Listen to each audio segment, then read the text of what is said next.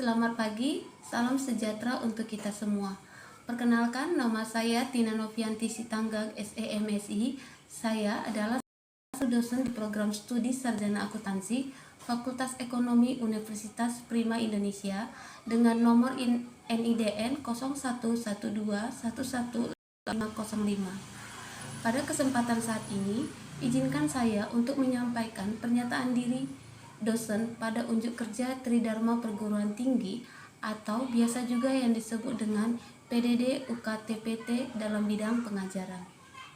Adapun tujuan dari pemaparan ini adalah sebagai salah satu syarat untuk mengikuti sertifikat pada tahun 2023. Baiklah, saya akan menjelaskan salah satu mata kuliah yang yaitu mata kuliah akuntansi keuangan lanjutan, di mana mata kuliah akuntansi keuangan lanjutan ini adalah mata kuliah wajib dan diperuntukkan untuk mahasiswa semester 4 dengan bobot 3 SKS. Mata kuliah akuntansi keuangan lanjutan ini mempelajari mengenai pembukuan pada entitas khusus, terutama membahas mengenai formasi dan persekutuan bersama, atau yang disebut juga dengan partnership. Capaian pembelajaran yang diharapkan pada mata kuliah akuntansi keuangan lanjutan ini adalah diharapkan setelah mengikuti mata kuliah akuntansi keuangan lanjutan, mahasiswa program studi akuntansi Universitas Prima Indonesia mampu secara mandiri menyusun laporan keuangan partnership. Mahasiswa juga mampu menganalisis dan menginterpretasikan laporan keuangan partnership dan mengaplikasikan prinsip akuntansi sesuai dengan standar akuntansi keuangan umum dan etap yang berlaku. Mahasiswa mampu menyusun laporan keuangan konsolidasi. Kemudian yang terakhir, diharapkan mahasiswa juga dapat mengetahui dan memahami cara-cara menganalisa perbedaan pada rekonsiliasi antara kantor pusat, cabang, dan juga agen. Baik, selanjutnya saya akan menjelaskan mengenai delivery, interaction, dan assessment sesuai dengan panduan. Yang pertama, mata kuliah ini akan disampaikan baik secara luring maupun daring, tergantung kepada materi dan tujuan pembelajaran. Tatap muka langsung digunakan dengan menggunakan fasilitas yang ada di ruangan kelas, dan juga kita juga biasanya menggunakan video conference atau Zoom meeting. Kita juga menggunakan sistem SPADA atau sistem pembelajaran dalam jaringan. Sistem SPADA ini adalah sistem oleh Universitas Prima Indonesia, dan kita juga menggunakan WhatsApp grup kelas yang memudahkan interaksi antara dosen dan juga mahasiswa. Jadi grup kelas ini merupakan wadah untuk berdiskusi materi perkuliahan terkait dengan hal-hal yang tidak terjawab di kelas.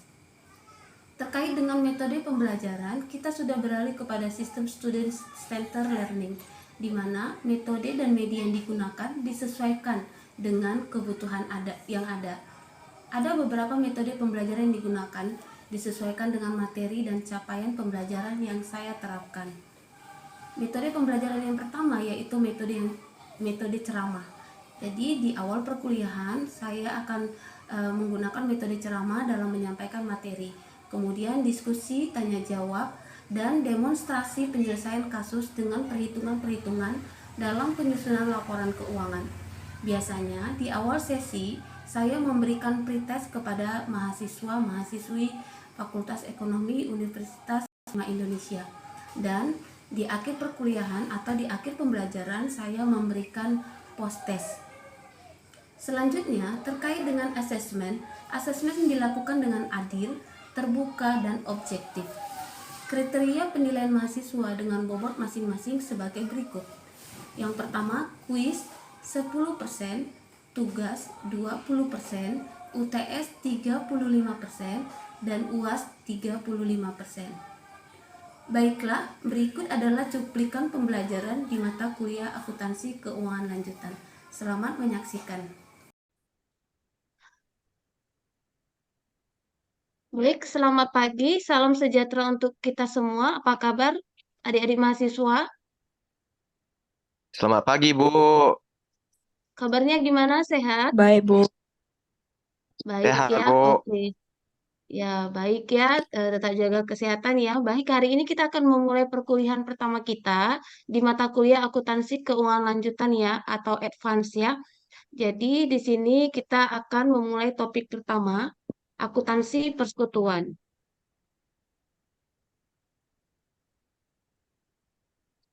Sebelumnya saya mau bertanya, apakah kalian sudah mengisi presensi? Sudah? Sudah, Bu. Sudah ya. Pretestnya juga sudah ya, sudah dikerjakan. Sudah dikerjakan, Bu. Oke, baik. Sebentar, Udah, ini Bu. masih ada. Sebentar ya.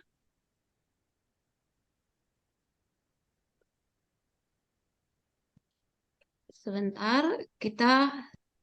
Nah, baik. Hari ini kita belajar mata kuliah eh, materi yang pertama di mata kuliah akuntansi keuangan lanjutan. Nah, adapun capaian pembelajarannya diharapkan seluruh mahasiswa semester 4 prodi akuntansi dapat memahami secara mendalam tentang akuntansi persekutuan atau yang biasanya kita kenal dengan partnership. Kemudian, mahasiswa juga memiliki kemampuan dalam menghitung dan menyajikan laporan keuangan partnership.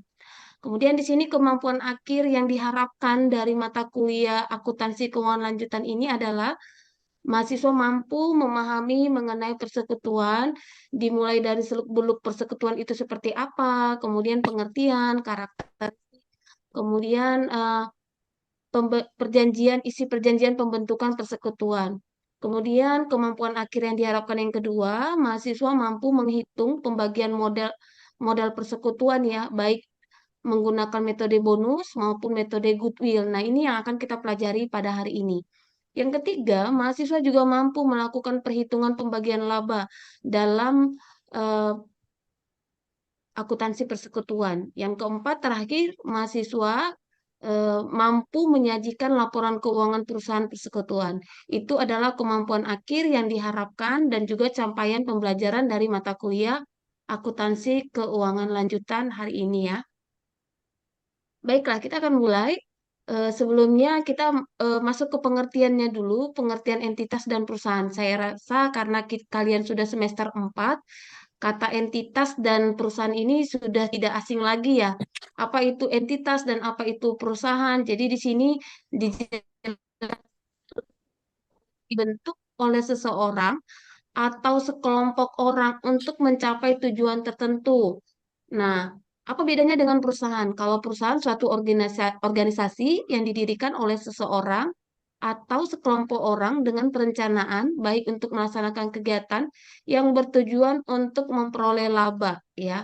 Jadi dia ada proses produksi, ada perdagangan maupun jasa dan ada distribusi juga ya.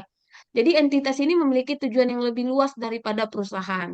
Jadi kalau biasanya kita mengenal itu perusahaan seperti PT atau apa, nah ini kita dalam akuntansi persekutuan kita mengenal istilah entitas seperti itu ya.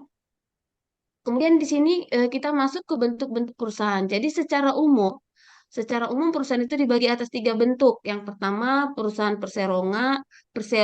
perseorangan atau perusahaan satu orang individu ya. Kemudian persekutuan atau partnership. Yang ketiga perseroan terbatas. Nah, untuk di mata kuliah advance ini, khususnya di semester 4 ini, kita akan fokus ke poin yang kedua, yaitu bentuk yang kedua, yaitu persekutuan atau partnership. Jadi kalau perseorangan sudah tahu ya, itu didirikan oleh seorang individu, berarti satu orang. Biasanya ini ada perusahaan jasa ya. Kalau kalian dulu di semester 1, 2 itu kita belajar perusahaan jasa. Kalau persekutuan atau partnership ini yang akan kita pelajari. Kalau dia perseroan terbatas, ini yang sudah kita pelajari juga di semester 3, yaitu perusahaan dagang ya. Jadi seperti PT yang dia terbuka atau yang belum terbuka. Jadi di sini ada bentuk-bentuk perusahaan yang kita fokuskan di satu semester ini, yaitu di poin 2, yaitu perusahaan persekutuan atau partnership. Nah, ada dua jenis-jenis persekutuan. Yang pertama itu jenis-jenis persekutuan adalah firma. Nah, ini yang paling banyak nanti kita bahas. Sebuah persekutuan yang didirikan oleh dua orang atau lebih individu yang seluruh pendirinya aktif di dalam operasional perusahaan. Sedangkan yang kedua, perseroan komanditer. Ini biasa disingkat dengan CV ya. Kalau kalian ada yang sudah pernah bekerja atau yang masih bekerja di CV, itu biasanya disebut perseroan komanditer. Ini adalah sebuah persekutuan yang didirikan oleh dua orang atau lebih, di mana salah seorang pendiri tidak aktif dalam operasional perusahaan dan hanya bertindak sebagai pemberi modal saja. Baik, sampai di sini ada yang mau ditanya? Silakan, ada yang mau ditanya? Ada? Baik, kalau tidak ada, saya lanjut ke contoh kasus.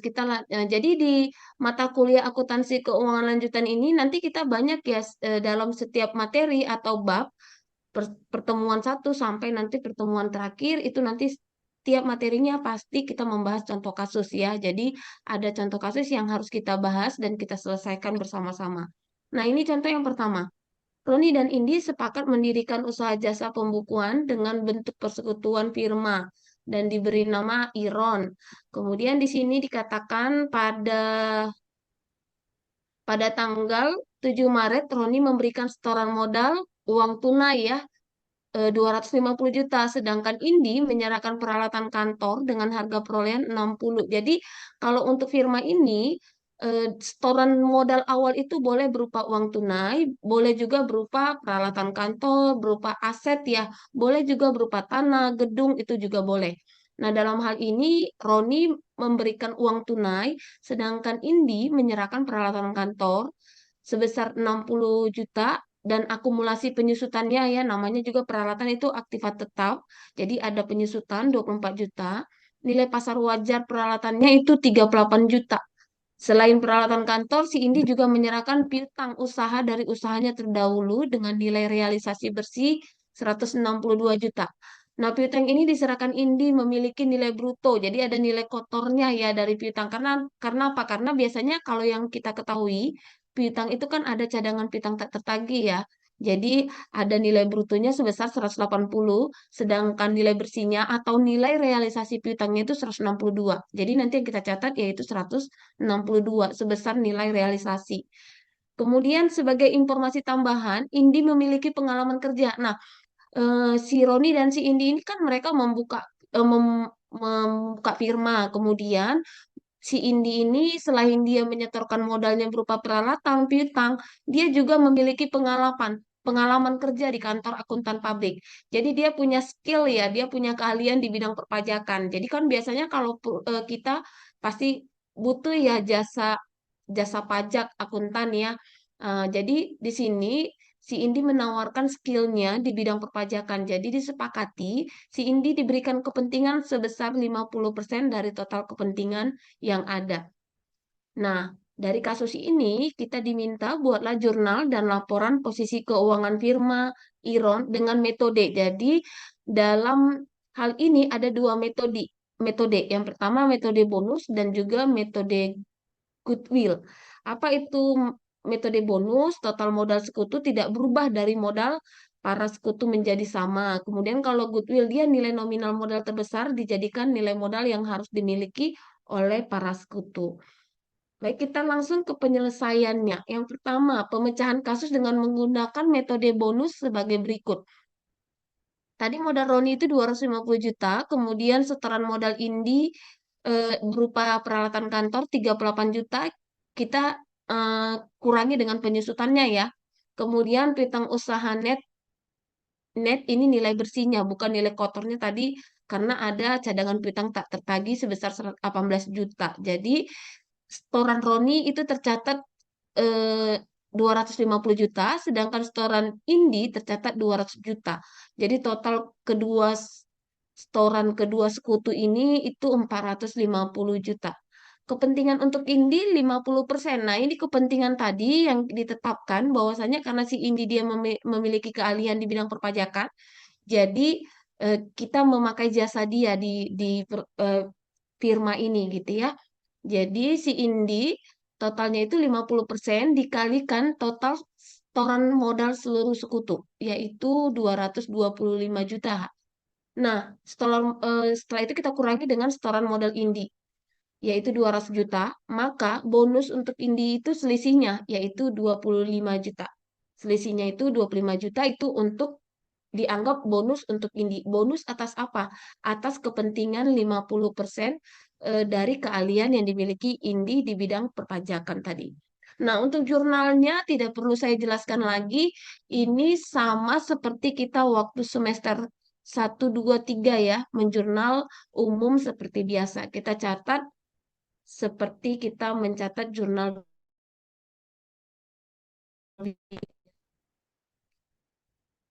Lanjut.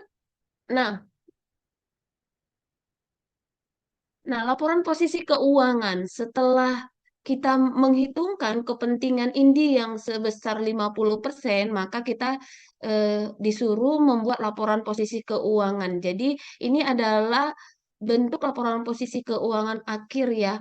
Jadi di sini kita lihat kas itu tentu saja modalnya si Roni tadi kas 250 juta, piutang ini cadangan piutang. Nah, di sini cadangan kita masukkan ya, walaupun nanti nilai bersihnya sama yaitu 162 juta.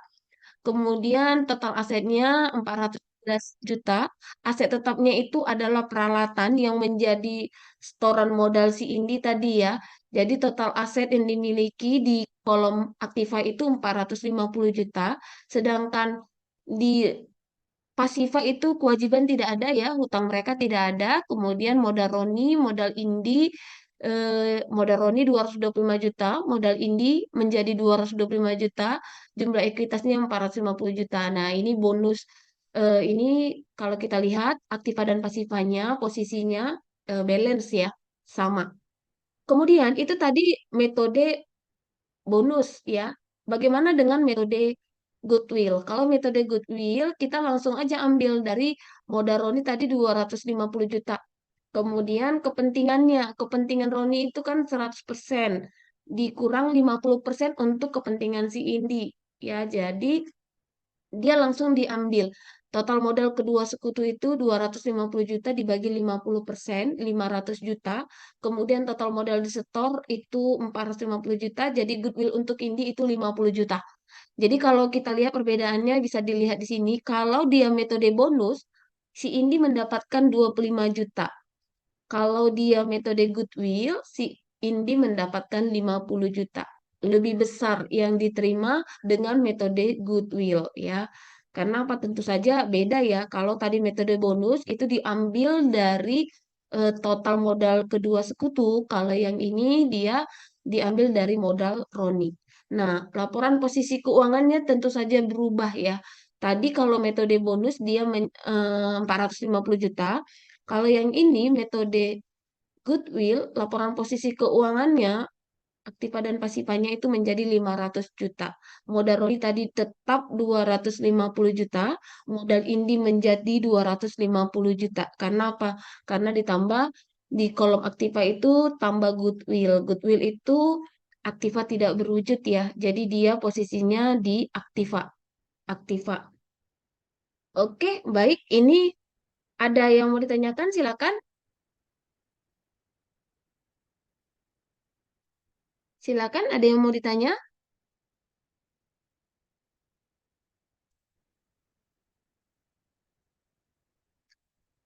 Ada yang mau ditanya? Silakan.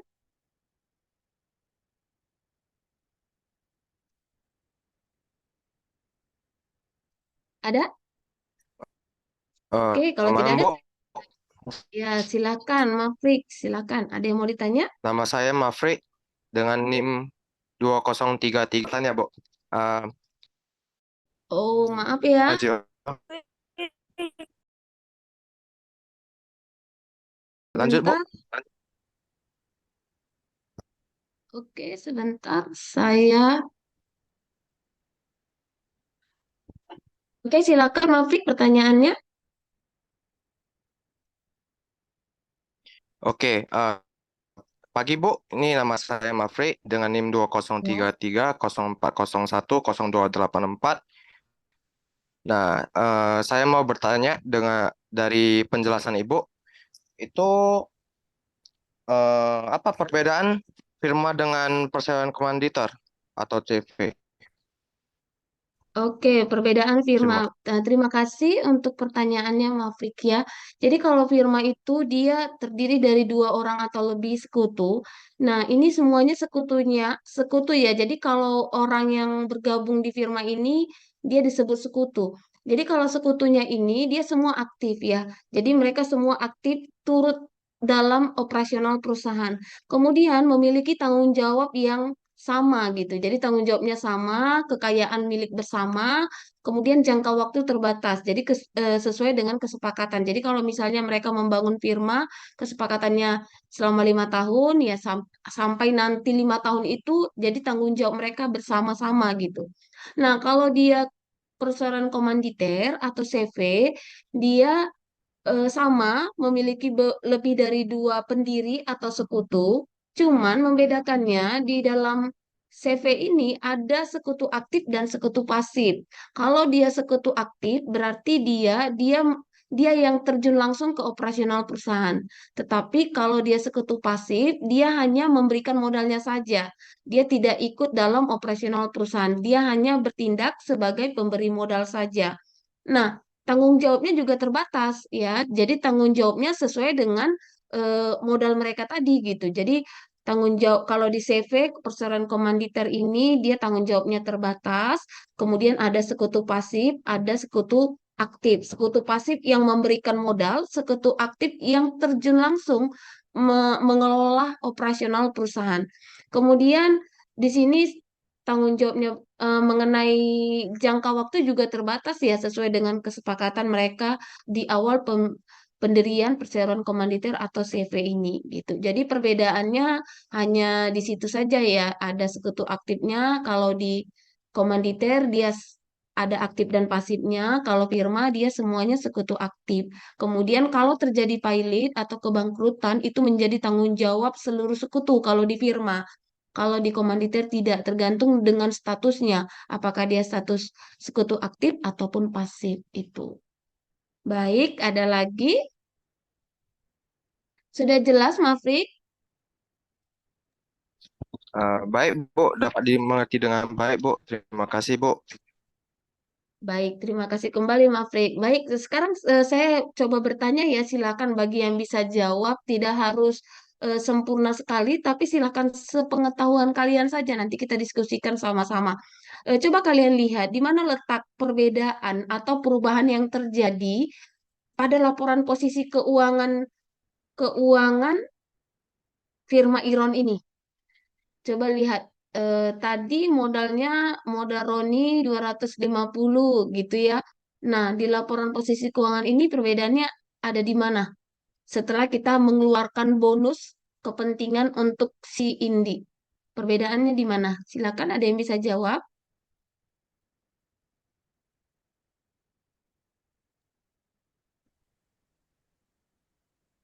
Ada? Ada di kolom pasifa, Bu. Silakan Franz Kevin. Perbedaannya terletak di kolom pasifa, Bu. Yaitu modal Roni yang tadinya 250 juta menjadi 225 juta. Bisa diulang suaranya putus-putus? Perbedaannya terletak di kolom pasifa, Bu. Iya, benar ya. Di kolom Jadi bedanya pasifa di sini yaitu ya. Coba silakan. di kolom pasifa yaitu yang modal Roni menjadi 225 juta.